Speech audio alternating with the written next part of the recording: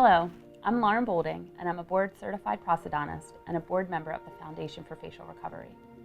I evaluate and treat many patients with temporomandibular joint disorders, widely referred to as TMJ or TMD. I often see people who have been referred by their physicians or dentists, but some people come of their own accord, having noted some symptoms occurring. These symptoms can develop quickly or may have been present for many years. So how do you know if you have TMJ? Well, firstly, we all have TMJ. The term TMJ specifically refers to the temporomandibular joint, the jaw joint. This joint is located just in front of our ears, and one can feel the movement of the joint while opening and closing by putting the fingers gently on the skin in front of the ears. It is the uppermost part of the lower jaw, and it sits in a socket or fossa in the base of the skull. What we will talk about today are temporomandibular joint disorders, dysfunctions, disease, or TMD. Temporomandibular joint disorders can present themselves in a variety of ways. The most common presentations include headaches, joint noises, facial pain, muscle tightness, and jaw locking, meaning you cannot open or close your jaw fully. There are a wide variety of other symptoms as well. When a patient presents for evaluation, we talk for a while about symptoms, past and present. We discuss past medical history, as well as contributing factors, including medications. Questions are asked regarding any known parafunctional habits like teeth grinding, teeth clenching, nail biting, etc. We discuss postural positions, whether due to physical development, past injuries, physical limitations, or even the nature of the patient's work. After a lot of information is gathered, we move on to the physical examination. I will start by listening to joint sounds for any positional or structural issues with the disc or condyles. Then, we palpate the muscles of the head and neck, checking for tenderness and tightness. Temporomandibular joint disorders often have a large muscular component, as the muscles will often be in chronic spasm due to parafunctional habits or positional issues.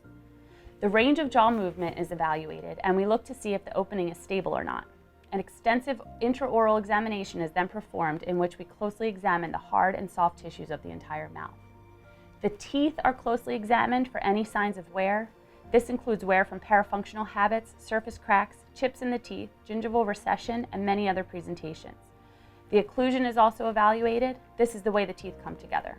Without a stable occlusion, the temporomandibular joints might not have a stable position, which can lead to muscle spasm and degeneration of the joint.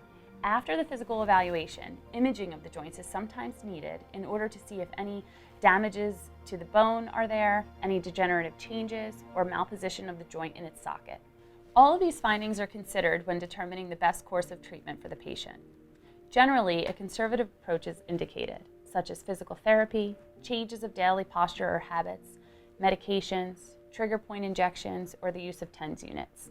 At times, orthotic appliance therapy is recommended, which will be covered in a separate video. Hello, my name is Susan, and I am the poster girl for TMD. I am sharing my experience with TMD in the hopes that I can help others with the same condition. My story started over 10 years ago with constant pain in my forehead.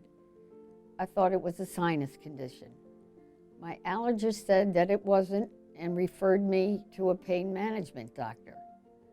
By that point, the pain had now spread to other areas of my face, including my eyelids, cheeks, nostrils, and temples. The doctor wasn't able to resolve the pain and referred me to a dental practice, who finally diagnosed it as TMD.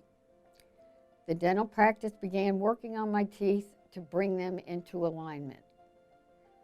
This took a considerable amount of time because it involved some implants and also wearing an appliance at night. The pain had also spread to the top of my head. I labeled it Hatchet Man. It was so severe, I literally was suicidal.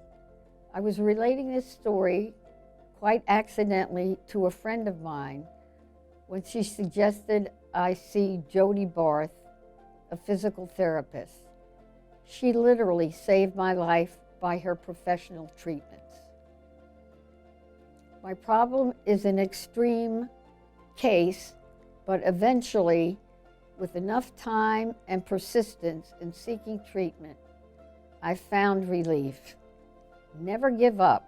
If the first dentist or physical therapist doesn't know or understand how to treat TMD, move on to the next. Manage your own health care and be well.